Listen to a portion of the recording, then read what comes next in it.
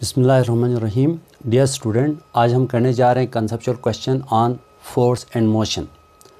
अच्छा, conceptual question number 5 है, the cricket coach explain follow through with the shoot because it will make the ball travel a greater distance.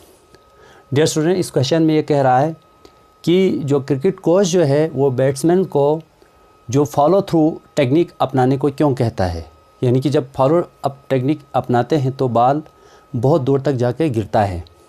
इसकी reason ये है dear student, follow up technique का मतलब ये होता है जब बैट्समैन जब बॉल को आगे फेंकता है तो जब तक बॉल आगे नहीं जाता तब तक जितना हो सके बैट को आगे बॉल के साथ टच करता हुआ आगे लेकर जाए। इससे यह होगा कि जो बॉल और बैट्स का जो कॉन्टैक्ट टाइम बढ़ेगा, जिसकी वजह से बॉल के ऊपर लार्ज इम्पल्सिव फोर्स एक्ट होगी और बॉल बहुत दूर तक जाके गिरेंगी।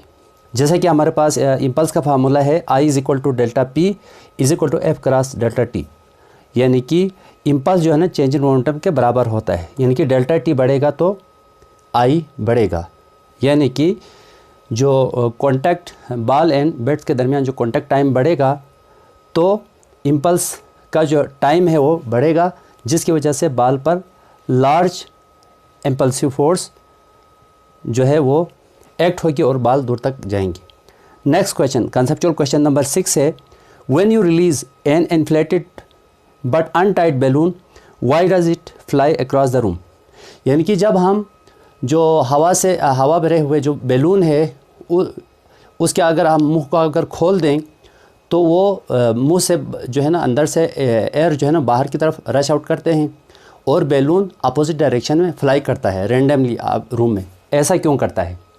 तो जैसा कि डियर स्टूडेंट हमें पता है ये जो है ना law of conservation of linear momentum की वजह से होता है। जैसा कि हम जानते हैं इनिशियली जो है ना बॉल और जो एयर इनसाइड द बैलून जो है वो रेस्ट में है, यानी कि बिफोर जो इनिशियली यानी कि स्टार्टिंग जो मोमेंटम है वो ज़ीरो है। सपोज़ जब एयर जो है ना ये ओपन एंड से जब बाहर आने लगेगी हाई प्रेशर के साथ तो ये वेलोसिटी गेन करेगी और मोमेंटम भी। लेकिन हमें पता है कि देखिए एयर के बैलून से बाहर आने से पहले जो मोमेंटम है वो ज़ीरो है, क्योंकि वेलोसिटी ज़ीरो है। जब बैलून से एयर बाहर आएगी तो उसकी जो वेलोसिटी वो एयर गेन करेगी, जिसकी वजह से मोमेंटम भी एयर गेन करेगी। अब देखो इनिशियल मोमेंटम और फाइनल मोमेंटम कांस्टेंट नहीं रहा, यानी कि इनिशियल ज़ीरो है, अब मोमेंटम वेलोसिटी गेन किया है एयर ने बैलून से बाहर आते हुए। इसलिए डियर स्टूडेंट कि मोमेंटम को कांस्टेंट रखने के लिए ये ज़रूरी है कि जो बैलून और जो remaining air inside the balloon जो है ना अपोजिट डायरेक्शन में मूव करे, यानी कि रूम के अंदर, यानी कि एयर जो है वो रश आउट करता है बैलून के अंदर से, जो ओपन साइड से जब एयर बाहर आती है तो ये according to third law of motion ये एक एक्शन भी है। तो in order to keep the momentum constant, the balloon and the air inside the balloon should move in opposite direction across the room. Next conceptual question number 7. The modern cars are not rigid but are designed to have crumple zone. यानी कि crumple zone का मतलब irregular force, dear student, that collapse upon impact. What is the advantage of this new car? Dear student, इसमें यह कहा जा रहा है जैसे कि हमारे पास जो मॉडर्न कार है उसमें ऐसे क्रैम्पल जोन होते हैं, देखो ऐसे फोल्ड होते हैं, इरेगुलर फोल्ड, जैसा कि पीछे भी होता है फ्रंट पे भी होता है। अब ये जो क्रैम्पल जोन क्यों होता है मॉडर्न कार्स में, वो इसलिए होते हैं डियर स्टूडेंट, अगर होता ना फंसा जब कोई एक्सीडेंट हो जाता है तो सबसे पहले जो एनर्जी मिलेगी वो एनर्जी इनको कोलैप्स करने में, यानी कि क्रैम्पल जोन्स को कोलैप्स करने के लिए इस्तेमाल होती है, जिसकी वजह से क्या होता है हमारे पास जो चेंज इन मोमेंटम का जो टाइम है वो बढ़ जाता है, यानी कि इम्पल्स का जो टाइम है वो बढ़ जाता है। और जब इम्पल्स का टाइम बढ़ेगा तो एवरेज फोर्स डिक्रीज होगी। जब एवरेज फोर्स डिक्रीज होगी तो जो पैसेंजर्स तक जैसा कि राइडर्स तक फोर्स कम लगेगी तो इंजरी कम आएगी। अच्छा, Next question, dear student, conceptual question number 8. Why we can hit long sixer in a cricket match rather than if we toss a ball with ourselves? इस क्वेश्चन में ये कह रहा है, dear student, जब हम बॉल को बैट से फेंकते हैं तो हम छक्का लगा सकते हैं, यानी कि हम दूर तक फेंक सकते हैं, छक्का लगा सकते हैं। जब हम हाथ से फेंकते हैं तो दूर तक नहीं जाता, यानी कि छक्का नहीं लगा सकते। ऐसा क्यों? देखें डियर स्टूडेंट, जब हम बॉल को बैट से फेंकते हैं तो बॉल और बैट कोलाइड करता है। अब कोलिजन से लार्जर जो है मोमेंटम ट्रांसफर होता है बॉल को बैट से, जिसकी वजह से वो छक्का लगा सकता है, दूर तक जाता है। जब हम हाथ से फेंकते हैं तो बॉल हमारे हाथ के साथ तो टच है,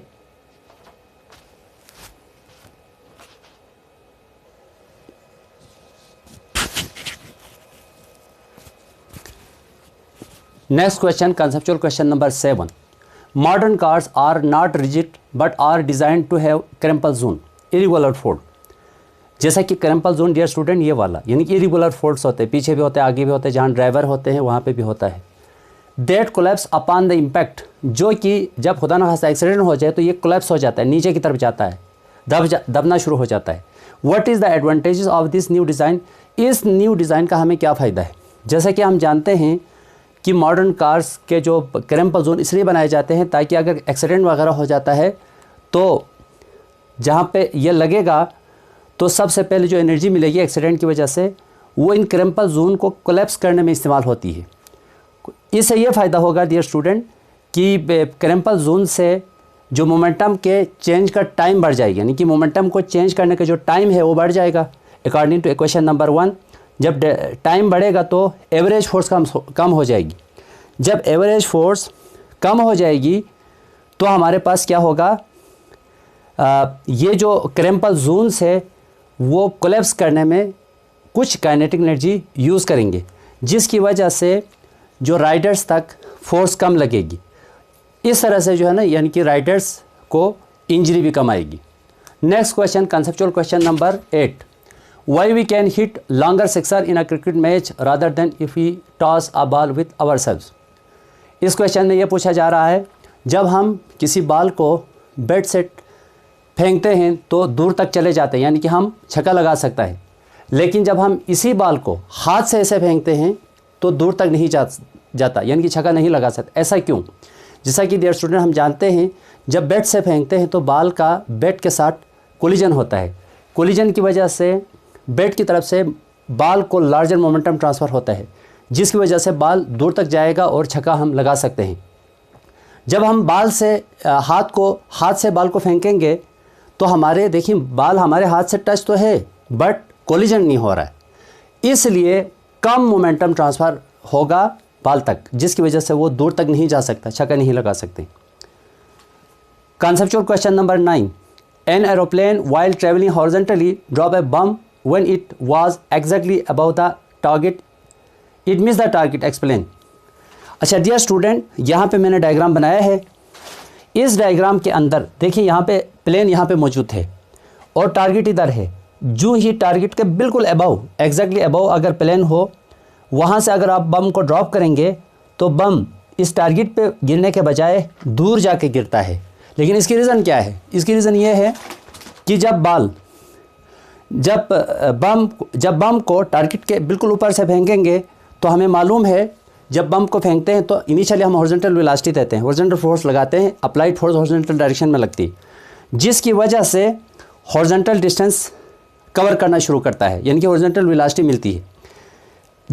ड्यूरिंग फ्लाइट बॉडी के ऊपर एक ही फोर्स लग रही, वो है वर्टिकल ग्रेविटी, यानी कि ग्रेविटेशनल फोर्स लग रही।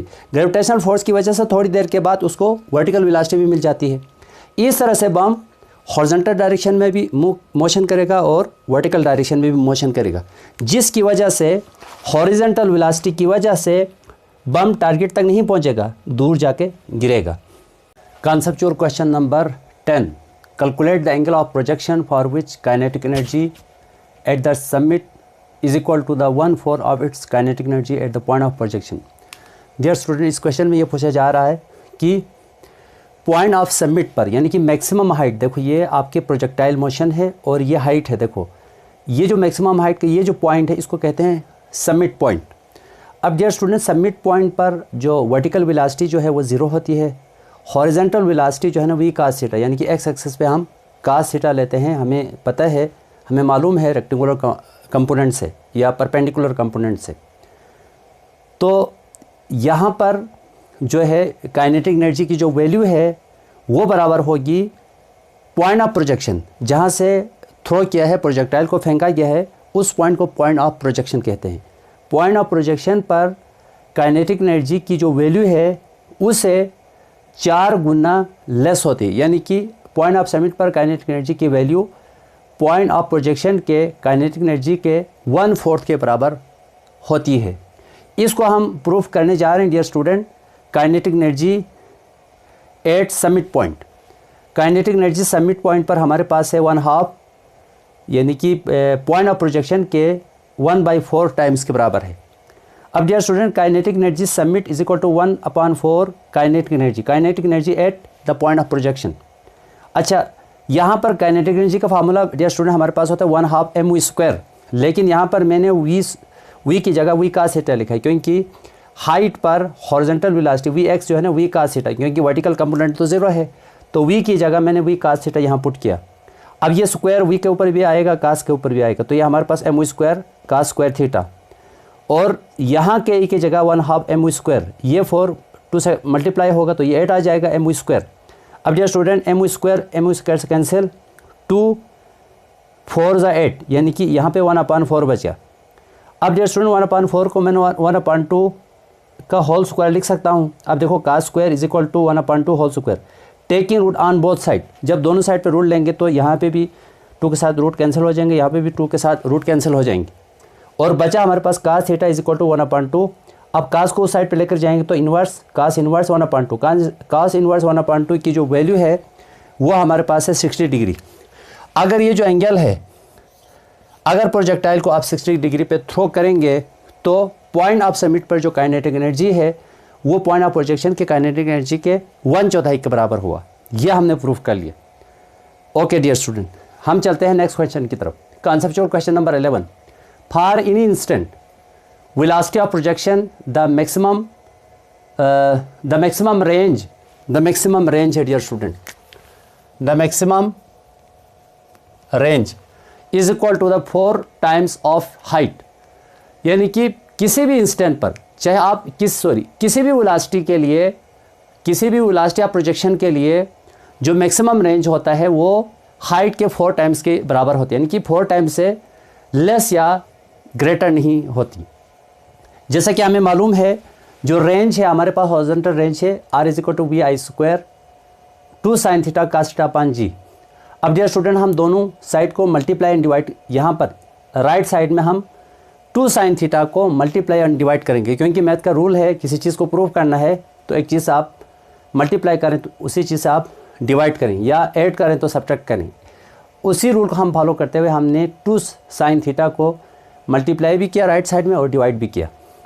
तो यहाँ पे डियर स्टूडेंट हमारे पास है अब 2 2 ज़ा 4 स्टार्ट में लिया हमने, कांस्टेंट है, और vi² और साइन स्क्वायर, ये 2 मैंने जी के साथ लिखा, यहाँ पर बचा dear student sine theta cos upon sine. अब हमने क्रॉस मल्टीप्लाई के ज़रिए साइन को हम इधर लेकर आएंगे, cos को हम इसके नीचे लेके जाएंगे, ऐसा ये फॉर्म बन गया।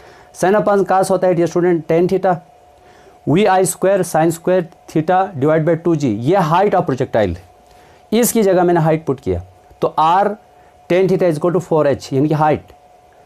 मैक्सिमम रेंज 45 डिग्री पे होता है डियर स्टूडेंट। अगर tan 45 की वैल्यू हम रखेंगे तो tan 45 1 के बराबर, तो मैक्सिमम रेंज हुआ 4h, यानी कि 4h से बड़ा या कम नहीं होगा रेंज। अच्छा, लास्ट क्वेश्चन है dear student, conceptual question number 12, what is the angle of projection. Angle of projection find करना है डियर स्टूडेंट जब हाइट और रेंज इक्वल हो, तो एंगल ऑफ प्रोजेक्शन क्या होगा। यानी कि अब हाइट का फार्मूला है हमारे पास ये vi² sine square upon 2g, range का formula vi² sine 2 theta upon g। अब डियर स्टूडेंट vi² से vi² कैंसिल, g से g कैंसिल, यहाँ बचा साइन स्क्वायर थीटा अपॉन 2, यहाँ साइन 2 थीटा। हमें पता है कि ट्रिग्नोमेट्रिक रेशियो से साइन 2 थीटा जो डबल एंगल है उसका फार्मूला बराबर होता है 2 sin थीटा cos थीटा। अब यहाँ पर हमने रखा साइन 2 थीटा की जगह 2 साइन थीटा कास थीटा। अब डियर स्टूडेंट, साइन और एक स्क्वायर के साथ कैंसिल हो गया क्योंकि यहाँ पे 2 साइन है, तो साइन अपान 2 बचा, यहाँ पे 2 cos theta. By cross multiplication cos को यहाँ कास और 2 को रिप्लेस किया यहाँ पे, तो ये साइन अपान कास और ये 2 यहाँ पे आ गया।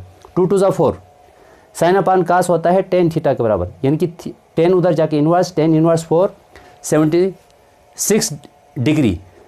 यानी कि जब रेंज और हाइट इक्वल होंगे डियर स्टूडेंट, तो एंगल ऑफ प्रोजेक्शन की वैल्यू होगी 76 डिग्री। होपफुली आपको ये वीडियो हेल्पफुल हुआ होगा आपके लिए। इंशाल्लाह नेक्स्ट हम जो है ना नेक्स्ट इस चैप्टर अमेरिकन्स पे भी हम जल्द अज जल्द वीडियो हम बनाएंगे। Thank you very much.